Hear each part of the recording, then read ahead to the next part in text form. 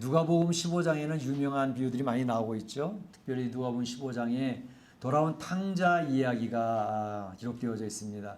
그래서 우리 성도들은 모두가 그 탕자의 이야기를 잘 알고 있죠.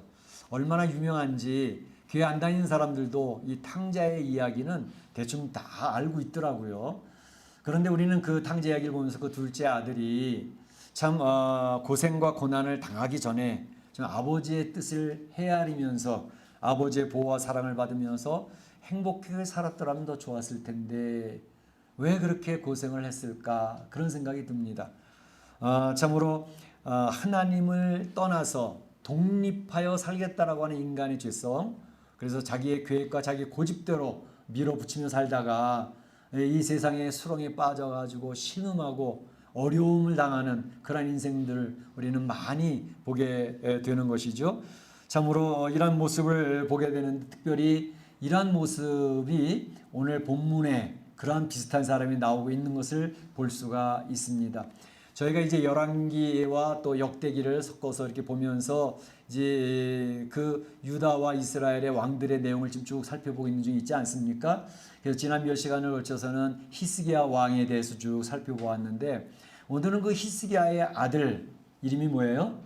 므낫세 왕에 대한 내용을 살펴보는데, 바로 이 므낫세 왕이 이제 환난을 많이 당하게 됩니다. 그리고 나서야 비로소 여호와께서 하나님이신 줄을 알았더라 이렇게 되어져 있습니다. 오늘 33, 14절을 보게 되면 므낫세가 그제서야 여호와께서 하나님이신 줄을 알았더라. 그제서야 하나님이신 줄을 알았더라. 환난을 당하고 난 뒤에야. 그래서 오늘 말씀의 제목을 그제서야 알았더라 라는 말씀의 제목을 정하고 우리가 한번 하나님의 은혜를 살펴보고자 합니다.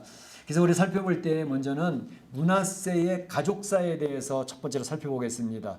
그리고 두 번째로는 므낫세가 범한 죄악들이 어떤 것들이었는가 하는 것에 대해서 두 번째 살펴보겠고, 세 번째로는 그제서야 알았더라 고백하는 그 므낫세, 그 내용에 대해서 살펴보고자 하는 것입니다. 먼저 므낫세의 그 가족사에 대해서 한번 살펴보고자 하는데, 왜 이 세상 사는 각 가족마다 가족사가 있지 않습니까?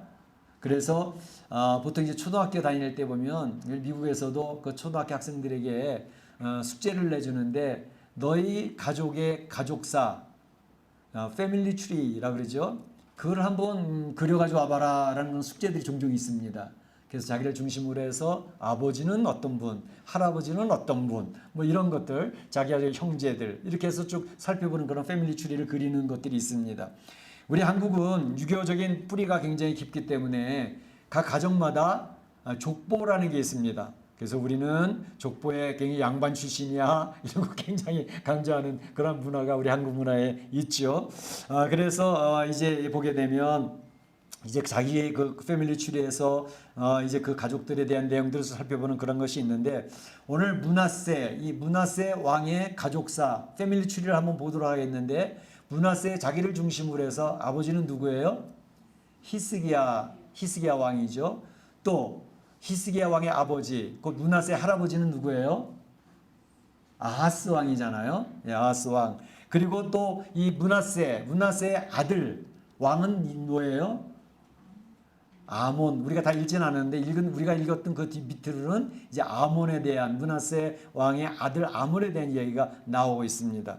그래서 이 내용을 살펴보게 되면 우리가 히스기야를 생각해 보지 않을 수가 없는데, 히스기야 왕은 우리가 살펴본 내용처럼 몇 시간 살펴봤잖아요. 하나님께서 히스기야 왕을 보면서 너무 기뻐하셨어요. 그래서 하나님이 그 히스기야 왕에 대한 평가를 어떻게 기록하고 있냐면, 유대의 여러 왕들 가운데 전무후무한 왕이었다라고 이렇게 기록을 해주고 계시거든요. 하나님 얼마나 기뻐하셨으면 이 유대인의 왕들 가운데 전무후무한 하나님을 기쁘시게 하는 왕이었다고 기록을 해놨던 것을 우리가 살펴보았습니다. 그런데 이 므낫세의 할아버지 곧 히스기야 왕의 아버지인 아하스 왕, 이 아하스 왕은, 히스기야 왕의 아버지는 아하스 왕은 어떤 사람이었어요? 악을 행한 왕이었잖아요. 우리가 살펴봤던 것처럼 성전을 폐쇄하고 성전 안에 우상을 갖다 놓고 그리고 심지어 다메섹이 승리했다고 다메섹의 제단을 성전 안에 갖다 놓고 성전에서 예물을 드리는 이런 일을 하는 그러한 악한 왕이 히스기야 왕의 아버지였다고요.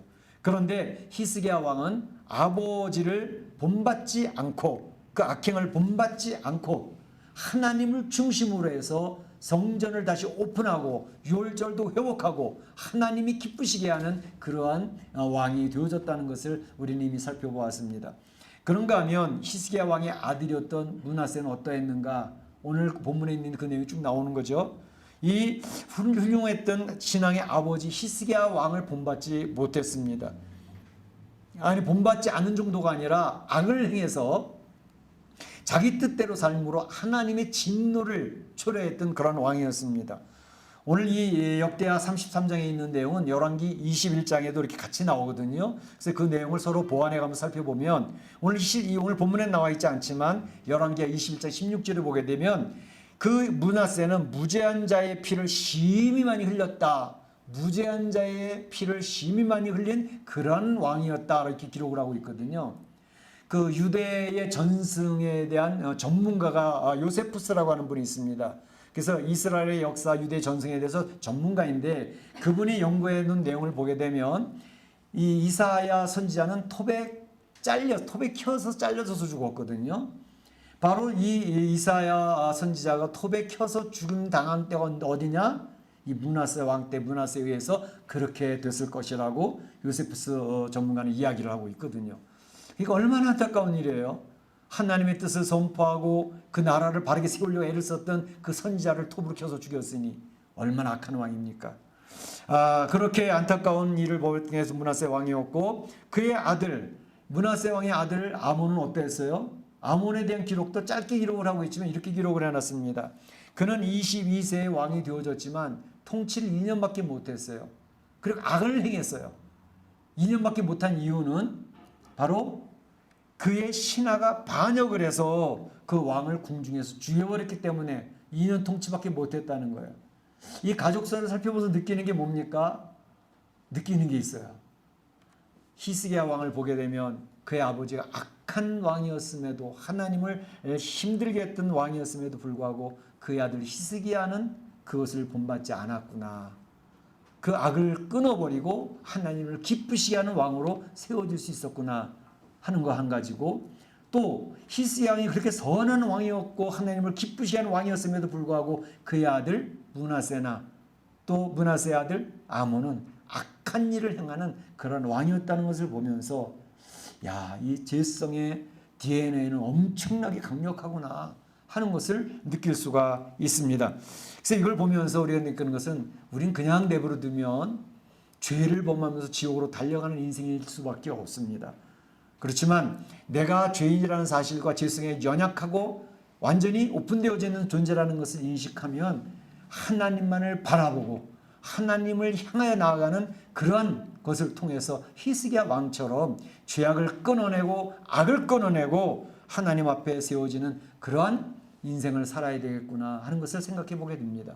우리 사랑하는 성도들에게 이 히스기야와 므낫세 왕의 그 가족사를 소개하는 이유는 우리 성도들의 가정에 바로 히스기야 왕처럼 악과 단절하고 하나님 뜻을 세워나가는 그런 명문 가정이 명문 가문이 되어지기를 원해서 소개합니다. 그렇게 되시기를 축원합니다. 신앙의 명문 가정들 되시기를 바랍니다. 우리 두 번째 생각해 볼 것은 므낫세가 범한 죄악들입니다. 이미 말씀드린 것처럼 이사야 선지자를 톱으로 켜서 죽이는 나라를 피로 물들게 했던 그런 왕이 므낫세 왕이었습니다. 그런데 오늘 본문에는 이 므낫세가 저지른 죄악의 범죄들이 자세하게 나열이 되어져 있습니다. 3절부터 9절까지 므낫세 왕이 어떤 죄를 범했는가 쫙 나와 있습니다. 한 5가지로 정리해 보는데 3절에서 보면 이제 히스기야 왕이 다 제거를 했던 산당이 있었거든요. 산당을 다 제거했대. 히스기야 왕 때 모처럼 산당이 제거되었어요. 그런데 이 므낫세는 다시 산당을 복원시켰어요.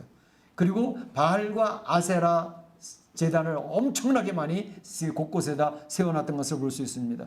두 번째로는 여호와의 전 하나님의 성전의 두 마당에다가 1월 성신 제단을 세웠다 그랬습니다. 이 두 마당이라는 것은 성소에는 안뜰과 바깥뜰이 있거든요. 안뜰과 바깥뜰에다가 1월 성신을 섬기는 제단을 만들어 놨었다라는 것을 이야기하고 있고, 특별히 그 백성들로 하여금 흰놈의 골짜기에 게헨나라 그러죠. 이 흰놈의 골짜기에 자기 아들들이 지나가게, 불 가운데 지나가게 하는, 그래서 제물로 드리는 이런 악을 행하는 일이 굉장히 많았습니다. 그래서 오늘 본문에 보게 되면 여호와의 진노를 샀더라 이렇게 되어져 있습니다. 참으로 악한 왕의 모습입니다. 뿐만 아니라 므낫세는 자기 스스로가 이 우상을 만드는 거예요. 자기가 깎은 목상, 이 목상 우상을 만들어서 제단에다 놓고 섬기는 그런 모습을 볼 수가 있습니다. 그리고 9절에 보게 되면 므낫세의 꾀임을 받아서, 므낫세 그 리더, 이 지도자의 꾀임에 빠져가지고 그 백성들이 우상 숭배를, 악을 행하는 그런 가운데서 참으로 힘든, 나라가 망해가는 그런 꼴을 보게 되어졌다 이렇게 얘기하고 있습니다. 유다와 예루살렘 주민이 므낫세의 꾀임을 받고 악을 행한 것이 멸하신 모든 나라 열방보다 더 심하였더라.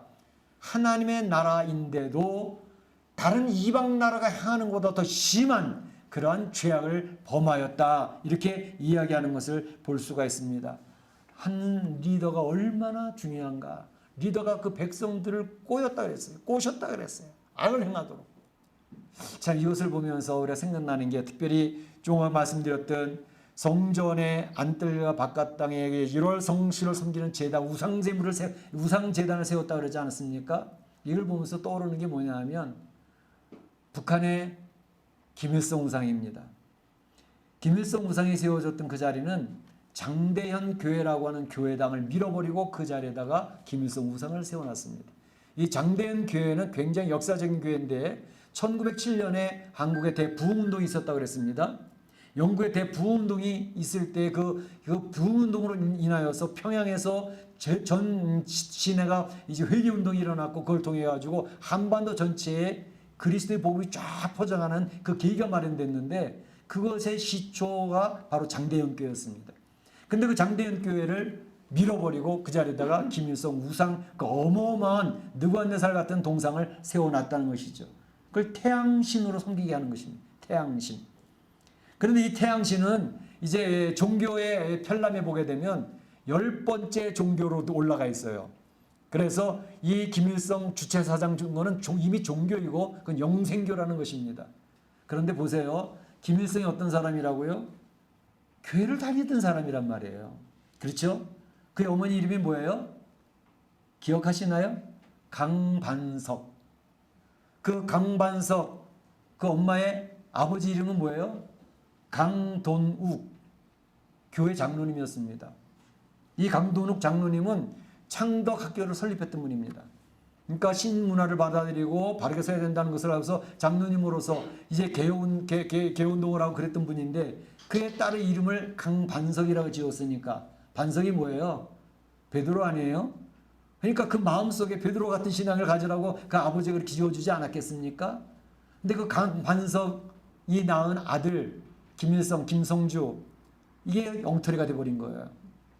그래가지고 하나님 저버리고 하나님 대항하는 그런 우상이 되어져 버린 것을 볼 수가 있습니다. 얼마나 안타까운 일인지 몰라요. 김일성이가 수령이 되었을 때에 그의 외삼촌 강양욱이라는 분이 목사님입니다. 그러니까 아버지는 할아버지는 장로님이고 외삼촌은 목사님이고, 그런데 그 목사님이 그 평양에 있는 많은 목사들, 심지어 김익두 목사님까지 공산당이 서나가는데 앞장서는 그러한 좌파 운동을 했습니다. 그래서 공산당이 평양에 세워지게 된 것입니다. 이걸 보면서 참으로 안타까운 것은 기독교의 가장 공격자는 기독교인입니다. 여러분, 유대교를 지금 망가뜨리고 이스라엘을 공격을 하고 유대인들을 공격하는 사람이 누군지 아십니까? 유대인이에요. 최고 선봉에 있는 사람 조지 소로스. 이 사람은 이스라엘을 무너뜨리려고 하는 사람이고 유대인들을 무너뜨리려고 하는 사람이에요. 그러니까 나치 때에도 유대인들을 갖다 고발하고 그 알려주고 그랬던 사람이 소로스 아닙니까? 지금 이 사람이 전 세계를 이제 기독교를 망가뜨리고 유대교를 망가뜨리고 이제 인본주의를 세우려고 하는데, 자기의 가지고 있는 돈을 다 투자해가지고 전 세계를 좀 휘집고 있는 그런 상황이 되어져 있습니다. 우리 꼭 기억해야 돼요. 마지막 때 적그리스도는 불신자 가운데서 나오는 게 아닙니다. 하나님의 이름을 부리고 교회를 다녔다는 사람들 가운데 하나님 자기가 높아져서 하나님을 대항하고 하나님 위치로 올라가는 그가 그리스도가 되어져서 성도들을 핍박해서 죽일 것이고 교회를 무너뜨리게 될 것입니다. 요한계시록 우리가 살펴봤지만 내용이 그렇지 않습니까? 그래서 우리를 꼭 잘해야 돼요. 그러니까 예수님을 잘 믿어야 되는 거예요. 바르게 믿어야 돼요. 교회 다녔다고 해서 예수님 믿는 사람이 아니라고. 뿐만 아니라 열흘 전에 국가 조찬 기도회가 있었습니다. 이제 대선 후보들 모아가지고 하는데 그 목사님들, 장로님들 쫙 모인 자리에서 큰 호텔에서 하는데 대선 후보들이 자기 얘기를 하는데 대선 후보 중에 한 사람이 저는 독실한 신앙인입니다. 이렇게 얘기를 했어요. 자기 어머니는 권사님이었고 작년에 작고하셨다고. 그리고 자기 아내는 교회에서 피아노 반주하는 사람이고 자기는 분당 우리 교회에 출석하고 있는 신앙인이라고 그래 얘기를 했어요. 제가 그러면서 깜짝 놀랐어요. 그 사생활을 알고 있거든요. 너무 형편없고 많은 국민들이 지탄을 받고 있는 사생활이 계속 발표되고 있는데 그 사람이 그리스도인이었단 말이야. 교회 다니고 있었던 사람이란 말이야. 너무너무 가슴이 아팠어요. 그런데 분당 우리 교회 이찬수 목사님이 그거요. 국민일보에서 취재를 갔더니 그분이 10년 전에는 교회를 나왔습니다. 그러나 이제 자기 교회 정관에 따라서 몇 년 동안 교회 안 나오면 교회 제적을 시켜버립니다.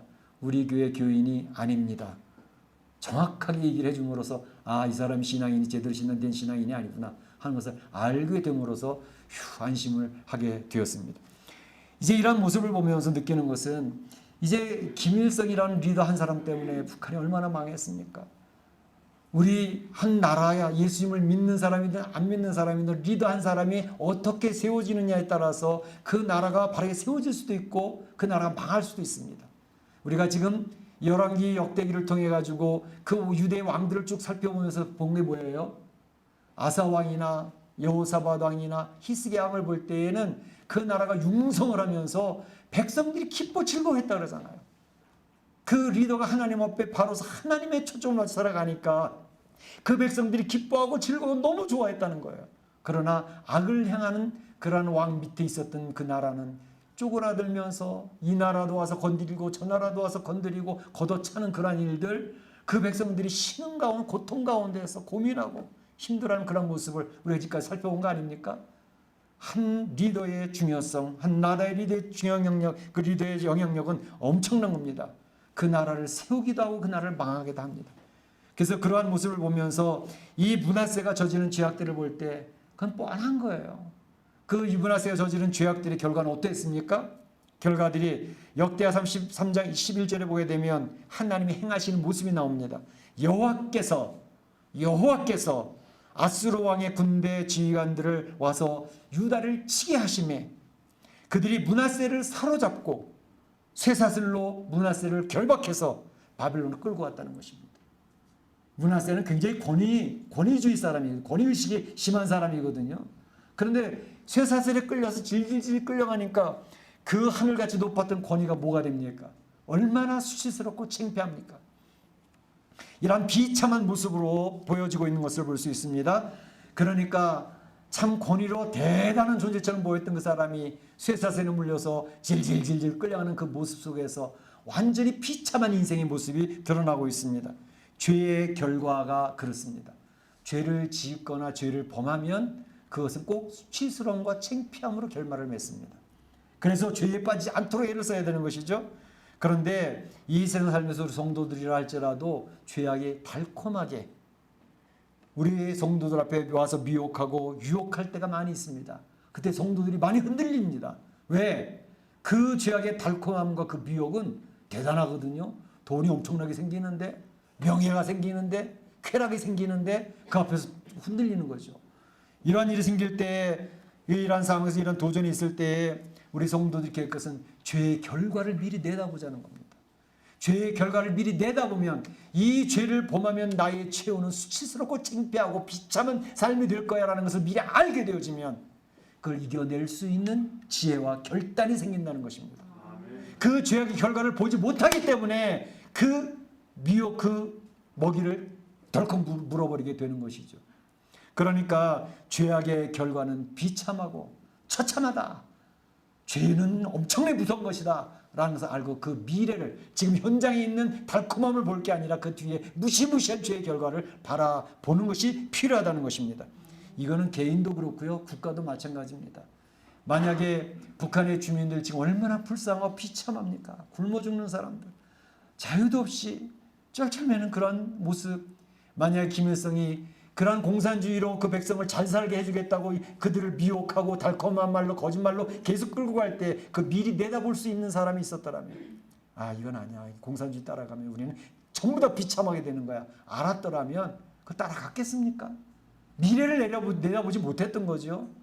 앞으로 어떻게 될지를 그걸 몰랐기 때문에 그 김일성의 영생교에 빠져가지고 지금도 주체성에 빠져가지고 굶어 죽고 비참하게 살아가는, 전 세계에서 최하위권을 살아가는 이런 나라가 되지 않았습니까? 국가도 미리 그 미래를 볼 줄 안다면 그러한 리더에 따라가지 않는다는 것입니다. 뿐만 아니라 개인도 마찬가지죠. 개인도 바로 미래가 비참하다는 사실을 파악하면 안 따라갑니다. 그걸 모르기 때문에 따라갑니다. 오늘 탕자의 이야기에서 그 둘째 아들이 내가 아버지 품을 떠나서 내가 준 이 유산을 가지고 황망하게 살면 그 끝이 어떻게 된다는 사실 미리 내다보기만 했더라면 아버지 품을 떠나지 않지요. 우리 인생이 하나님 품을 떠나면 비참해진다는 사실을 알면 하나님 품을 안 떠나지요. 근데 하나님 품을 떠나서 내가 독립적으로 내 하고 싶은 대로 하고 살면 기쁠 거고 즐거울 줄로 생각하기 때문에 아버지 품을 자연스럽게 떠나서 독립하려고 한다는 사실입니다. 그래서 오늘 이 므낫세가 범한 죄악들을 보면서 그 결과가 너무 수치스럽고 비참했다는 것을 기억하면 우리 성도들은 죄의 결과를 미리 내다보고 죄악의 도전을 물리칠 수 있는 힘있고 능력 있는 성도들이 되시기를 주의 이름으로 축원합니다. 마지막으로 살펴볼 것은 그제서야 알게 된 므낫세에 대해서 생각해 보겠습니다. 말씀드린 것처럼 쇠사슬에 결박되어 수치스럽게 포로로 끌려가 모욕과 고통을 받게 된 므낫세, 오늘 12절에 보게 되면 그러한 상황을 환난을 당하여 이렇게 표현하고 있습니다. 므낫세가 환난을 당하여 이렇게 표현하고 있습니다. 얼마나 비참한 인생을 삶을 살아야 되는 그 상황. 그런데 이 환난을 당하면서 므낫세의 태도가 180도 바뀌게 됐습니다. 180도. 12절에 보게 되면 그가 환난을 당하여 그의 하나님 여호와께 간구하고 그의 하나님 여호와께 간구하고 그의 조상들이 하나님께 크게 겸손하여 그랬습니다. 환난을 당하니까 하나님 앞에 나와서 간구하기 시작했다는 거예요. 그리고 하나님 앞에 크게 경배했다는 겁니다. 겸손했다는 것입니다. 그러니까 환난을 당하니까 하나님 살려주세요. 하나님 회복시켜주세요. 그리고 하나님 앞에 진실되게 눈물 흘려가면서 가슴을 치며 회개를 했다는 것이죠. 그러면서 겸손해지는 거죠. 하나님, 저는 아무것도 아닙니다. 하나님 함께 하시면 저는 아무것도 할 수 없습니다. 라고 겸허해지니까 이제 이러한 모습이 바뀌어지는 거죠. 삶의 방향을 바꿀 수 있는 환난이라면, 어떤 상황을 통해서, 어떤 사건을 통해서, 어떤 환경을 통해서 내 삶의 방향이 바뀔 수 있는 환난이라면 그 환난은 축복입니다. 환난은 축복입니다. 환난을 당해도 바꾸지 못하면 어리석은 자가 되는 거지만 환난을 당했을 때 삶의 태도를 바꾸면 그 환난이 얼마나 큰 축복입니까? 이제 하나님 앞에 엎드리니까, 이 므낫세가 하나님 앞에 엎드려 회개하니까 하나님 어떻게 하셨을까요? 우리 하나님 참 좋으신 하나님 모습 볼 수 있어요. 하나님이 하신 것은 13절에 보게 되면 기도하였으므로, 하나님 앞에 기도하였으므로 하나님이 강조하십니다. 그의 기도를 받으시며 간구를 들으시사, 므낫세의 기도와 간구를 들으셨다는 거죠. 그러면서 다시 왕위에 앉게 하시니, 왕위에 앉게 하는 것과 떨어지게 하는 것 누구 결정이에요? 하나님의 결정입니다. 이 세상의 권세, 이 세상에서 화를 당하거나 복을 받는 게 누구의 손에 달려있나? 하나님의 손에 달려있다는 것입니다. 그것을 인식하고 사는 사람들이 성도인 것입니다.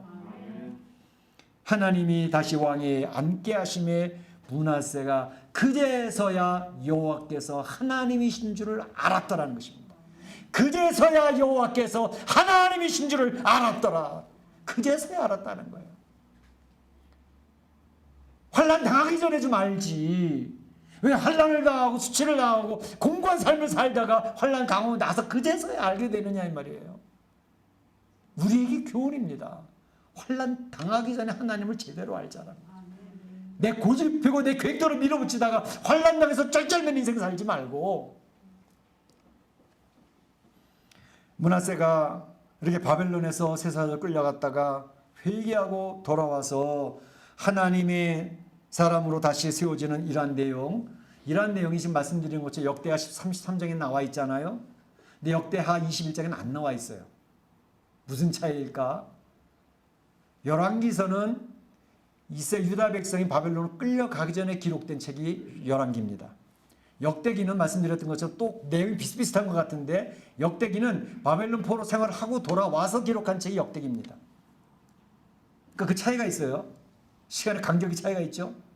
그런데 이미 바벨론 포로 생활을 하면서 지칠 대로 지쳐버린 이스라엘 백성들, 유다의 백성들, 귀환했지만 처절하게 처져 있는 그런 이스라엘 백성들, 그들을 향해서 하나님께서는 그 역대기의 기자는 하나님의 백성들에게 소망의 메시지를 선포하는 특이한 내용이 기록되어져 있는 겁니다.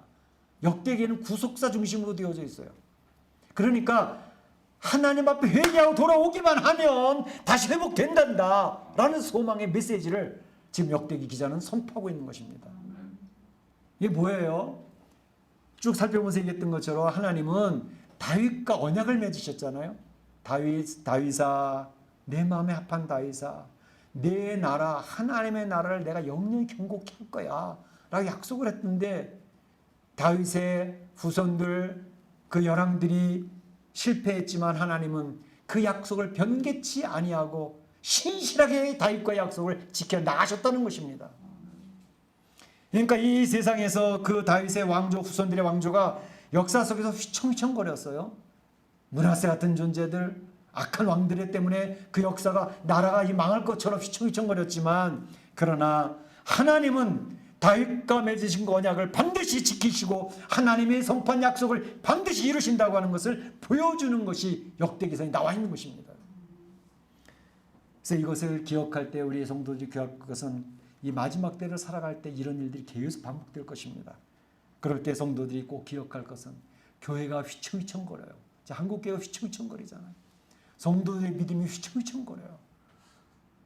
성도들이 혼돈 가운데 빠질 수 있어서 막 좌절하고 있을 때 좌절하지 말자는 것입니다.